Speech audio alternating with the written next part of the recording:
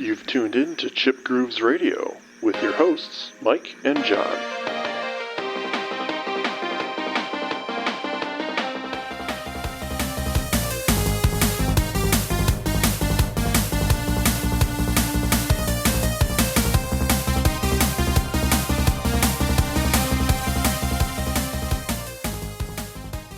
Hello and welcome to the show, everyone. I'm your host, Mike, and with me today is, of course, my good friend, John. How are you doing? I'm doing well. I'm powering up. I'm getting my Varia suit on. Good, because we have to fly to another planet and talk about a soundtrack. Yeah, we're talking about Super Metroid today from the SNES. Finally. Obviously, everybody knows Super Metroid, but what does it mean to you? I imagine you played it growing up. Yes, I did. Full disclosure, I'm probably going to lose some fans. Uh-oh. Never owned it. I have never personally beat this game. I have always been aware and appreciative of it, and I've always liked it. I never owned it, so I only got to play it when I was at my buddy's house. They were really good at it, and I was impressed with how smooth it was. It is a very fast-paced game, and for sure, the pixel work was outstanding. And looking back on it now, it's just doesn't lose anything. After 35 years of separation, it's amazing still. So it's one of the best-looking Super NES games there is. Oh yeah, it's fantastic. So yeah, I mean, I did not play it quite as much as I would like to have, and I have not beaten it. So while I do respect it and appreciate where it came from and what it means to gaming, it is definitely a blind spot because I didn't have the means to buy it when I was a kid. So that's all right. You gotta pull yourself up by your bootstraps and get a job as an 8-year-old or whatever. Right. Come on. Well, I guess I was in a fortunate household where we did own the SNES and did own Super Metroid, and I have beat it. So this is your baby. This is John's choice, and I totally respect that. And I'm interested to hear what this game means to you. I think it's one of those games where it, like with the open world that it has, something that really doesn't exist or hadn't existed besides the original Metroid, and even then it was in a limited capacity. Having that open world and expansive gameplay was a whole new thing to me, especially young 10-year-old John when I got it. And I played the hell out of this game. It is such a fun and engaging game. The soundtrack itself is one of the best SNES soundtracks there are. And yeah, it has that special place in my childhood. We've said it before, or I've said it before, where I haven't really been a console player for a long time. But when I was a kid, I had an NES, SNES, and Super Metroid was one of the games that I would go back to all the time. Awesome. Yeah, I think the gameplay is absolutely fantastic. I don't question your dedication to it at all. I think the package itself is just so fun and fresh to listen to, especially, not to get too far into the weeds, but being a Nintendo flagship title, this is interesting just on that level, the fact that it's Nintendo. But if you would like to give a background, we can do that. I have one prepared, but I don't know if I'm qualified to do it, so if you would like to do it. Sure. I'm sure everyone knows, but Super Metroid is a 2D action adventure game that was released in 1994 for the SNES and was the third in the Metroid series.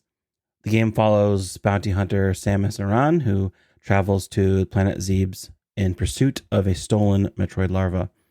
It consists of exploring the labyrinthine underground caverns and battling various monsters and bosses. The main villains are the space pirates, led by their commanders Ridley and Mother Brain, who are using the Metroids for their own nefarious purposes. Dun, dun, dun.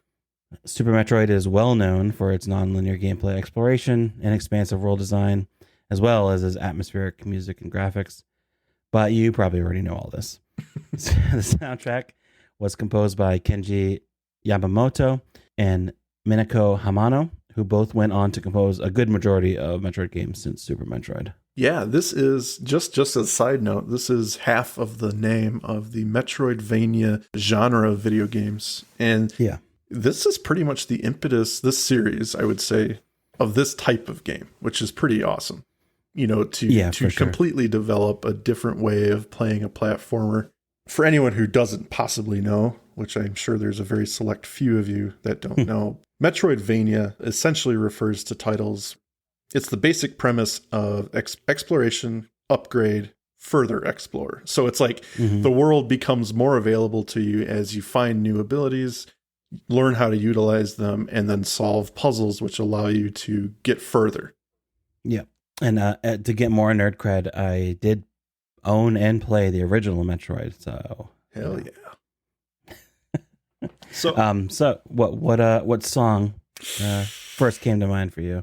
My first song is Planet Zeeb's Arrival on Criteria. I chose this one because I think it's important to have a track that can kind of give the player / listener what they're in store for. It gives them an idea.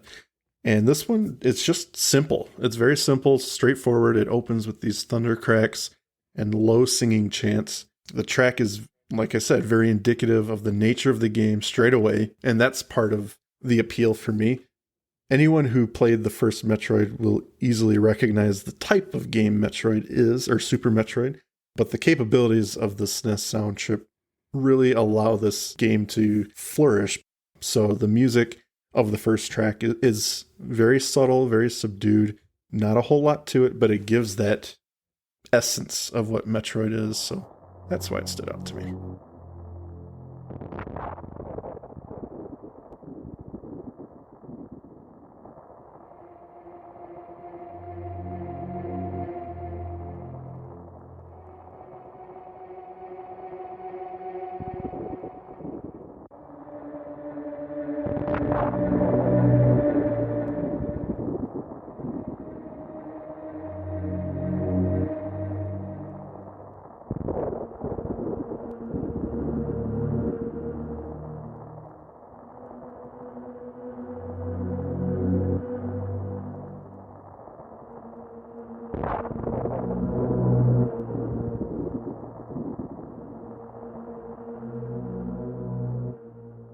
Yeah, I love how it starts with that baleful low tone. Yeah. And the crunchy lightning sound effects from the SNES sound chip. It just sets the mood perfectly. It's just very ominous.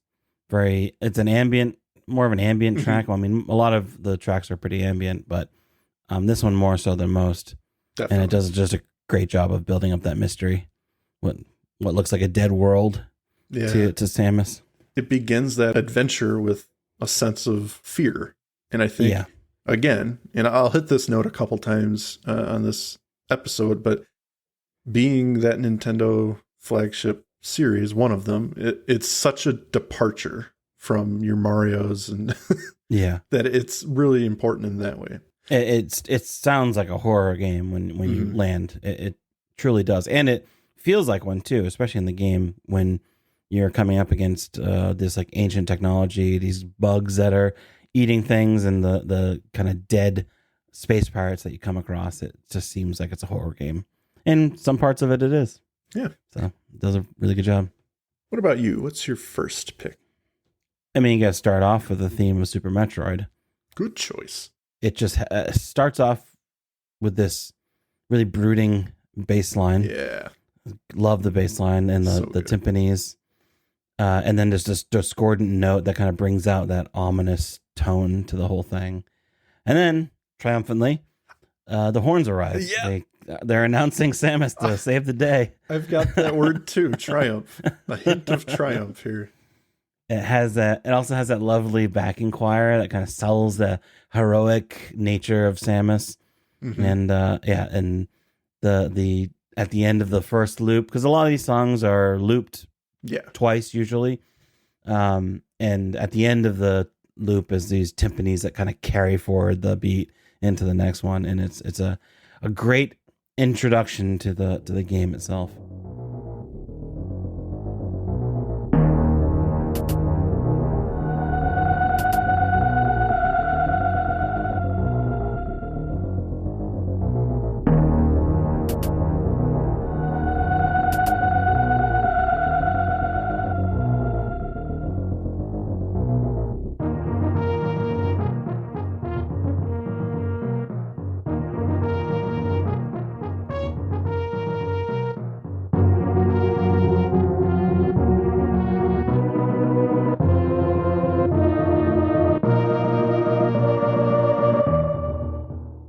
I think my favorite part of the song is that for me, it's complete with a very haunting chorus and those sparse drums that just gives that serious nature. Yeah. But then when those militaristic horns come in, those triumphant horns, as you described it, yes, they are triumphant, but to me, it's like they also display the severity of the situation.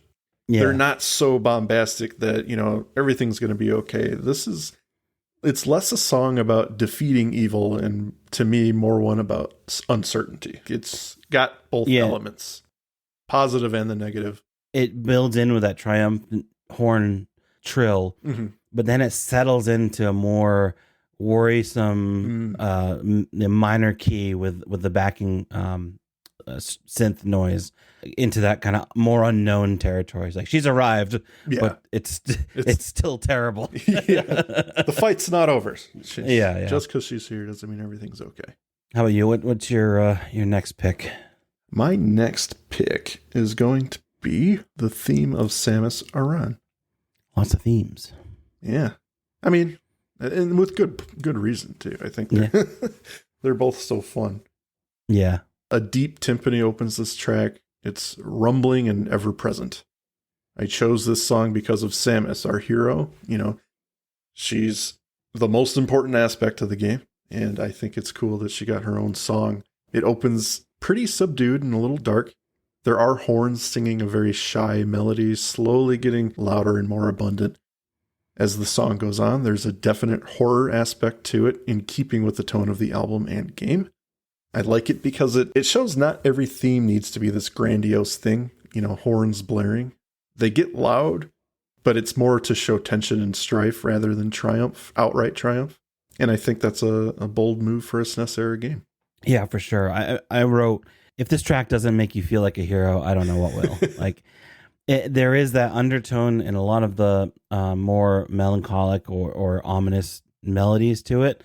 But then every once in a while, it'll break into that just triumphant horn that you've just beat a boss or you've just cleared an area. You've done hero shit, and you're rewarded with that triumphant horn.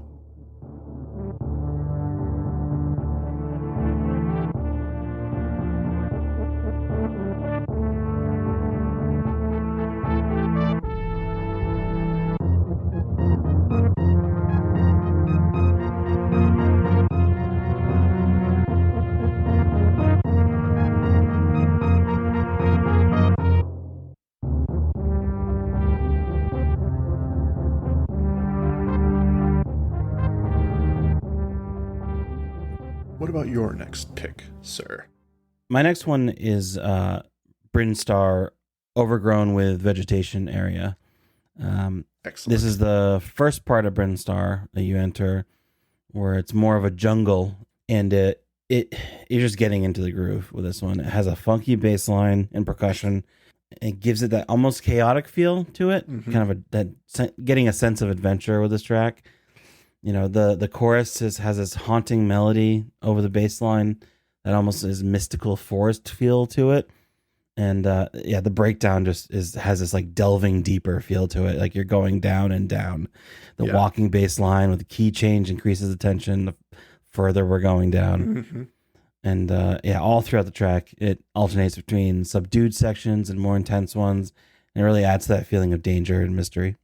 This is a no-brainer for me. This song is probably one of the only songs in the game. Yeah.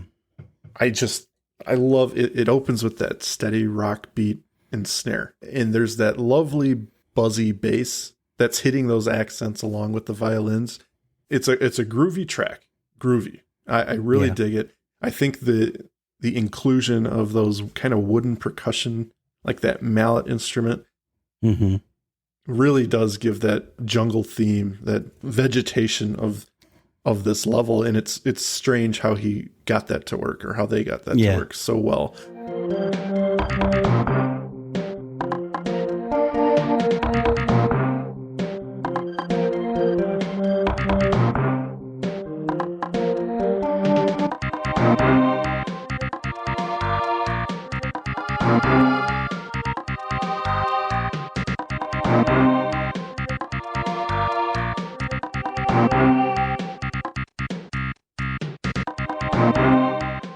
It is just a different track than the rest of the album by offering a real melody, keeping a good pace. There's just more experimentation going on here in that bass. Normally, there are a few soundtracks I can think of where they use this really buzzy bass, and it's off-putting. Yeah. But this, amazingly, doesn't detract from the song because they implement it like, I don't know if the setting of the game gives it this kind of cachet, but it sounds more electronic and that it actually works in a futuristic setting. Yeah, it sounds like it's a electronic interference or something. Yeah, it's only used so much. And it's not like the underpinning of the entire song where it can get it can drown out everything else, but they use it to great effect here. In front of the drums is also another great aspect, that choir adding a dynamic to the song that just fills it out. And the choir area actually just reminds me of kind of 80s pop, which is interesting. Yeah, it has that choir adding that bit of mystery and fills out the song itself. And yeah, like you said, that buzzy bass can be weird, but it does definitely fit in the theme of this overgrown area that is part of, there are some technical parts of this, sci-fi parts of this game, and it has that kind of crunchy aspect to it. That's really neat. Yeah. But your last song pick. I think my last one is going to be Norfair Ancient Ruins area. It's a good one. Yeah. I chose this one because it's simple. It's loud and it's terrifying. I think the percussion just drives this song in a much more deliberate fashion and unsettling way than maybe most. The image I get is something's chasing you and you don't know what it is or how close it is. You don't dare look behind you. And the choir that really lends the majority of the theme. It's not the most sophisticated, but it does keep it lively and unsettling. And then as the song goes on, it builds upon itself and horns come in, they lay over the top and deliver that added suspense when the song crescendos at the end of the loop, like whoever was chasing you has now caught you. Yeah. It's a terrifying song and unnerving. So I think this album benefits because, while I would say most tracks are atmospheric, this one's a little more direct and deliberate as to what's happening. So I think it adds to the album in that way.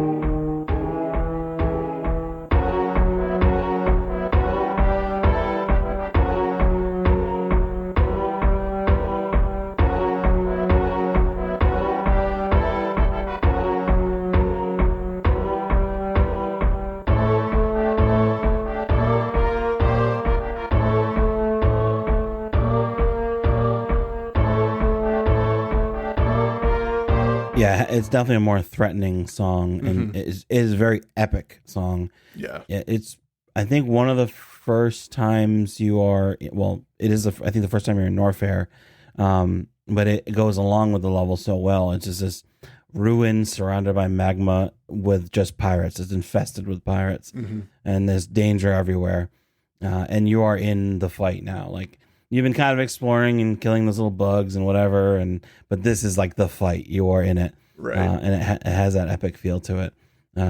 It's a great track that really does kind of get away from the more atmospheric songs and does give you that direct tension feel that you're in a fight.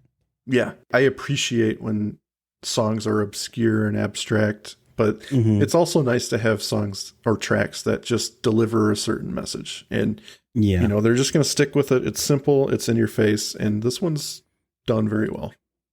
For sure. I think my last song for this is one of the last songs in the album, which is Mother Brain. It's the song, the boss music for fighting the last boss. It just is the epitome of boss music. Yeah. It is just the bombastic low horns immediately setting the tone for the track. It's just so iconic. Then you have that just getting eye-beamed by Mother Brain with that jarring synth that falls away. And the tension starts high, stays high, with some of the staccato violin notes that lead into the rising, almost French horn riff that brings us back to the beginning of the loop. It is just a all out brawl against Mother Brain, and it is terrifying, intense, and she is beaming you with her eye beam the entire time. Yeah, it's a great.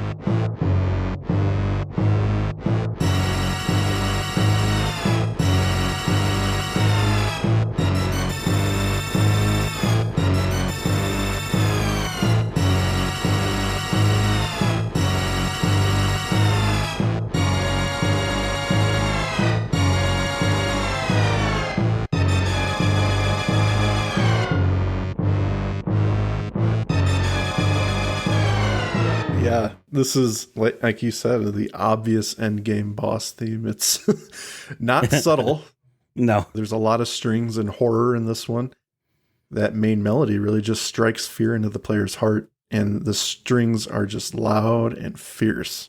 That plodding sound of the main theme is interesting because it keeps time with the drum, and it just has one goal: just make the player as uncomfortable as it can. Yeah. It's the pinnacle of the horror element in this game. It's direct, sure, but the impact of it is basically the culmination of all those subtle and subdued tracks that came before it. The player gets that sense of accomplishment just knowing that they are now in the presence of the big bad. And that, for me, growing up, once you know.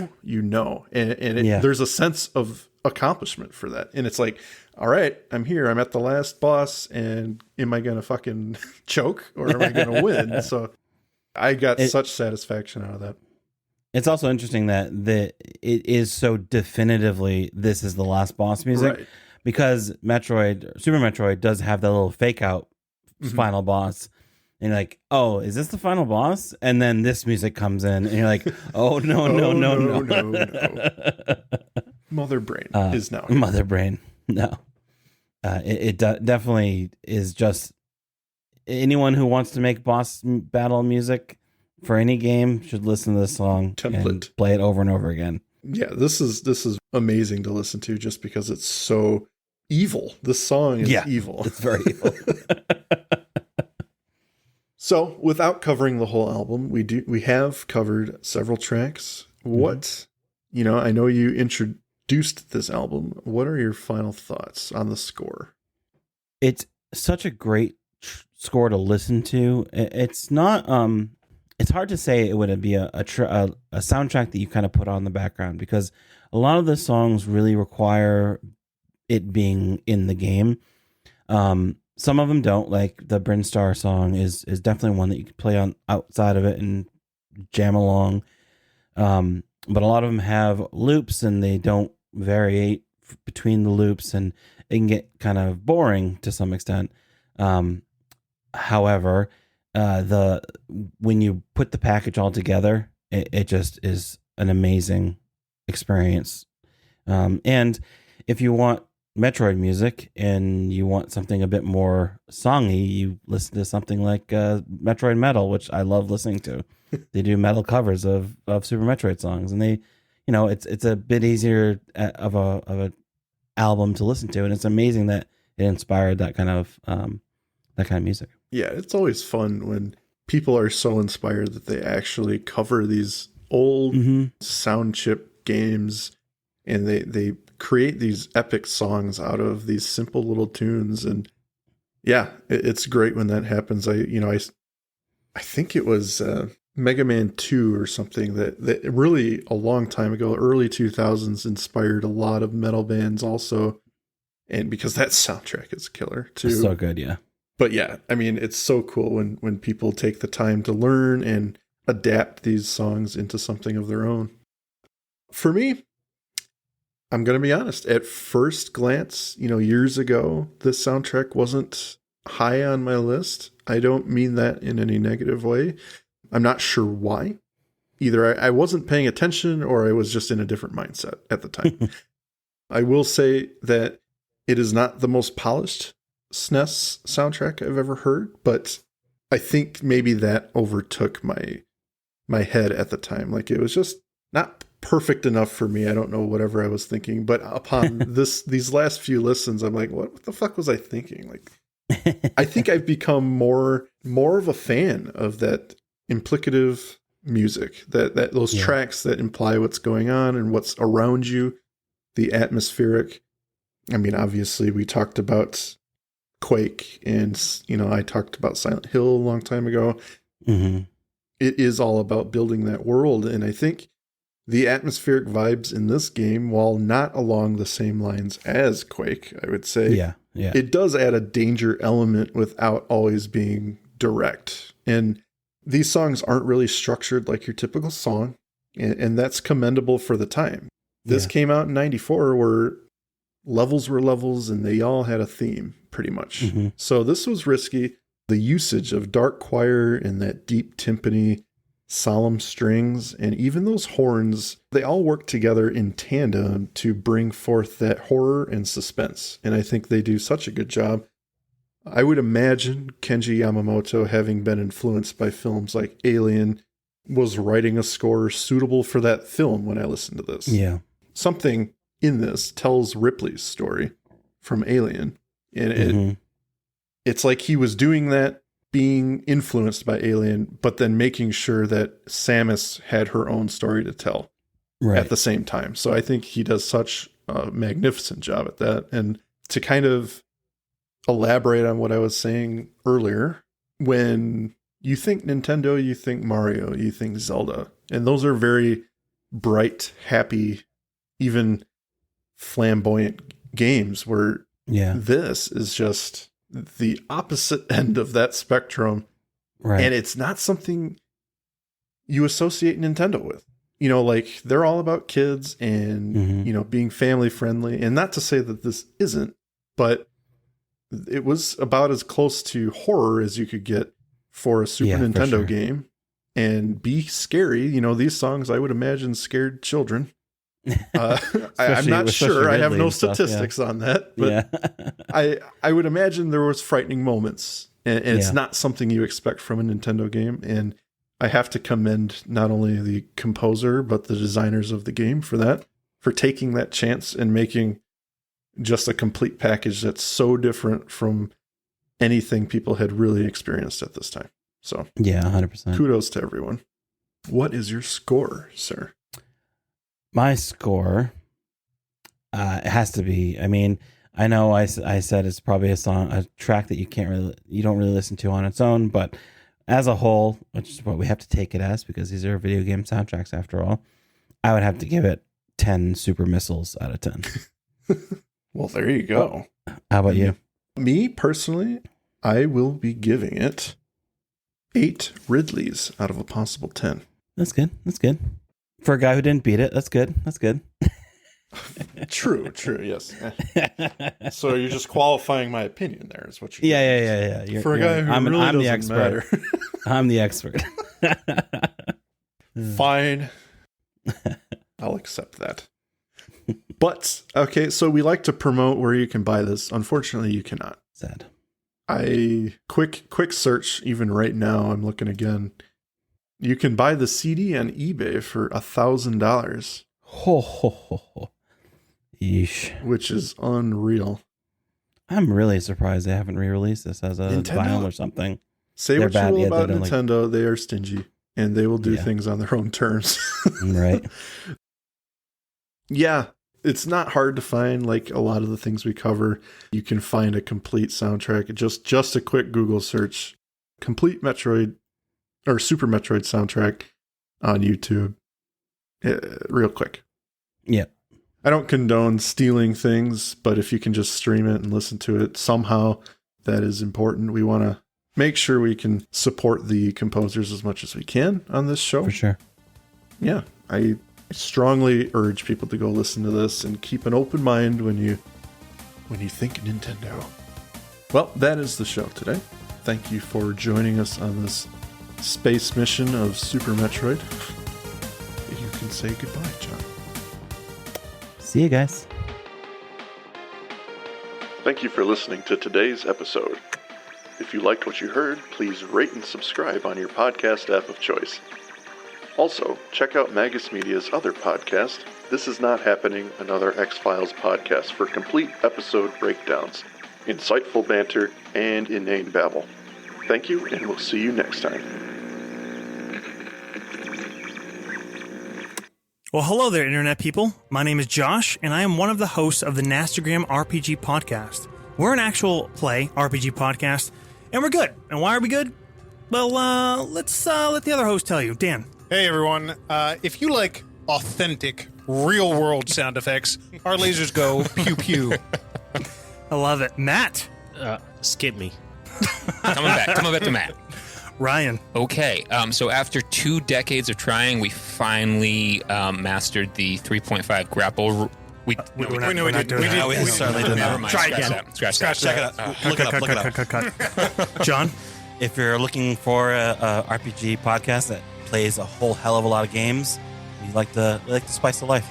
Spice it up. Spice it up. Matt, you ready? Yeah, I think I'm ready. If you enjoy bad accents and overacting, you'll enjoy our podcast. Yes. Nice. Yes. And Jake, bring us home. I like to just say we didn't just throw a phone on the table and hit record. Like, Josh does a damn good job with the editing. And Facts. if you care about that, you will not be disappointed. That's right. We spent a bunch of money that we don't make on the podcast. 100%. So check us out, Nastagram RPG Podcast. You can find us on all the goddamn podcast apps, and we'll see you there.